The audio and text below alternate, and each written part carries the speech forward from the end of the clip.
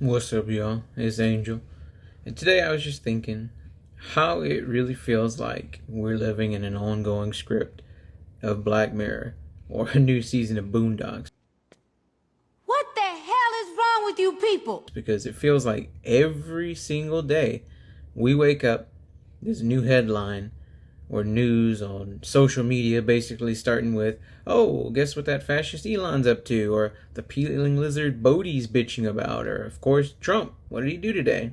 This caused the stock market to plummet today in the biggest wipeout since 2020 and what has now become the worst 10-week start under a president since 2001, with friend and foe alike beginning to respond. Nintendo's pricing backlash may be about to get worse, and it was already pretty bad. And then in your mind, probably goes and wanders off to its effects on your wallet, the future of your kids, or what you're going to be able to afford today at the grocery store, assuming you hadn't drank the Kool-Aid like MAGA did, who happily lap up anything that Trump feeds them, and they come begging back for seconds. Especially when you go against your own people. Congratulations, sir! Great. What do I win? Nothing!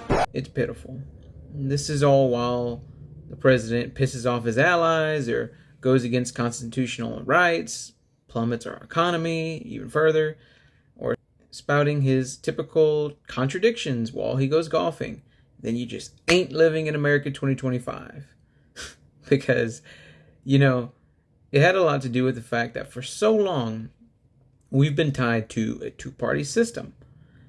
And this perpetuates a permanent division within our country. He exploited that because, yes, the Republicans here have lately angled themselves to be a bit more neo-nationalist. Instead of being, the sane middle ground conservatives. Not saying that I support the Democratic side either. I disagree with some of their beliefs. Let that be clear.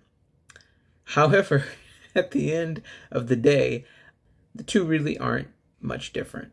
Because regardless, they're going to point fingers at each other because it's the human nature to not want to be wrong. And they'd sooner smear each other's names and point out their subjective flaws than to really own up to their own mistakes. Because there's only two pillars, and it's easy to lose yourself in the decisions that you aren't even making, as lobbyists that support their ideologies have either side controlled by the rich elite, the conglomerate corporations, media powerhouses, all vying for the wealth and influence that's at stake. And the average man, which is the larger percentage of the population, find themselves being quartered into these mindsets, caught in the crossfire against this mob mentality, especially for the ignorant and poorly educated, unfortunately, which Trump loves. There's that, I guess. Without the three true parties of equivalent power, there can be no true balance of representation in politics. And the rich know this. It's their power. It's the priority. And that's why you should always question your government. Do not fall in line with whatever they dish out. Our Constitution was founded in standing against being able to be controlled by a government that is a monarchy, which Trump wants to be. So just stay educated out there and always question everything. Thank you.